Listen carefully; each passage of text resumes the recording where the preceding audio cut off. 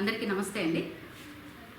ఈరోజు గుంటూరులో జరిగినటువంటి ఒక దారుణమైన విషయం ఏమిటంటే, గౌరవ ముఖ్యమంత్రి వర్యులు శ్రీ నారా చంద్రబాబు నాయుడు గారిని ఒక పార్టీ సీనియర్ లీడర్, అంటే వైసీపీ నుంచి నేను సీనియర్ లీడర్ని అని చెప్పుకుంటున్నటువంటి ఒక దుర్మార్గమైనటువంటి ఒక లీడర్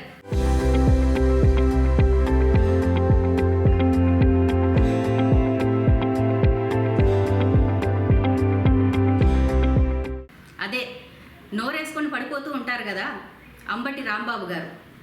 ఆయన ప్రతిసారి లాగానే ఈసారి కూడా నోరేసుకొని పడిపోయారు. కానీ ప్రతిసారి ఒక విధంగా మాట్లాడే వ్యక్తి ఈరోజు హద్దు దాటిపోయారు.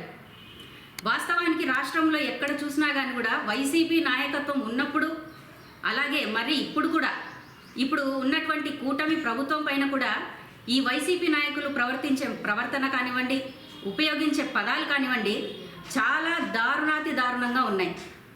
అది ఎలా ఉన్నాయంటే, రాంబాబు గారు నేను గుడికి వెళ్ళి అభిషేకం చేపించి, కల్తీ లడ్డు గురించి అభిషేకం చేపించి వెంకటేశ్వర స్వామి గుడి నుంచి ఇంటికి వస్తూ ఉంటే దారి మధ్యలో టీడీపీ కార్యకర్తలు నన్ను అడ్డగించారు అని ఆయన మాట్లాడుతూ వస్తున్నారు. సార్, కార్యకర్తలు అడ్డగించారు, నన్ను బెదిరించారు అంటున్నారు.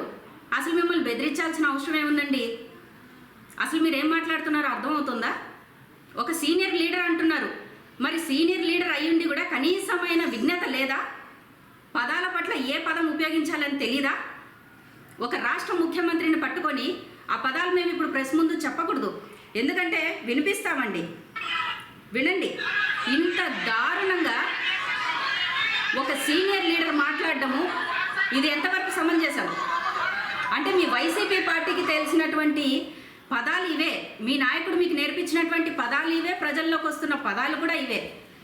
ఇలా మేము ఏదైనా వాగుతూ పోతాము, చూస్తూ ఊరుకుంటారని మాత్రం అనుకోమాకండి. అంబటి రాంబాబు గారు చేస్తున్నటువంటి అతి ఉత్సాహం ఏమిటంటే, ప్రతి ఒక్కరు మీడియాకు వస్తున్నారు, తిడుతున్నారు, నేను తిడితే తప్పేంటి అనుకుంటున్నారు. ఏ దానికైనా హద్దు ఉంటుంది రాంబాబు గారు. ఆ రోజు అసెంబ్లీలో నోటికొచ్చినట్టు ఒక మహిళ గురించి కించపరిచి మాట్లాడారు. ఆ రోజు మీరు చేసినటువంటి దారుణానికి ప్రజలు చెప్పుతో కొట్టినట్టుగా మీకు 11 సీట్లు ఇచ్చి ఇంట్లో కూర్చోబెట్టిన విషయం మర్చిపోతున్నారా? కనీసము జ్ఞానం లేదా?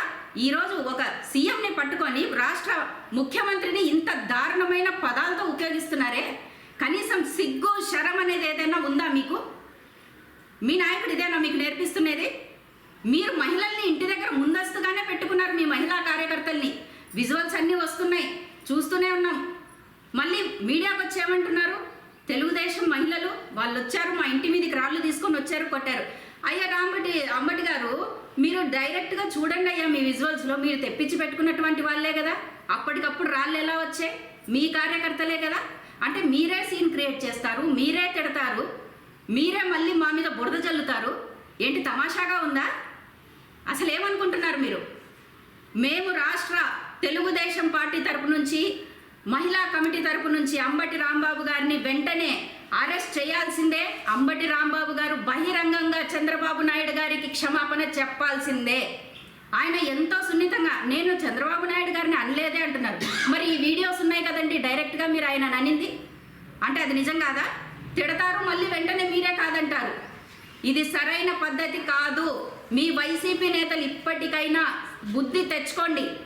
ఇక మీదట మళ్ళీ ఇలాగే జరిగితే, ఇందాక అన్నారు కదా ఇళ్లల్లోకి వచ్చి కొట్టారని, ఖచ్చితంగా నెక్స్ట్ ఇంకేమైనా కూడా మేము చేయడానికి సిద్ధమే. మా నాయకత్వాన్ని, మా కూటమి లీడర్స్ని, ఈవెన్ పవన్ కళ్యాణ్ గారు కానివ్వండి, మోడీ గారు కానివ్వండి, ఇక్కడ ఉన్నటువంటి కూటమి లీడర్స్ని ఎవరిని ఒక్క మాట అన్నా సరే, కూటమిలో ఉన్నటువంటి ఏ ఒక్క కార్యకర్త కూడా మిమ్మల్ని వదలరు.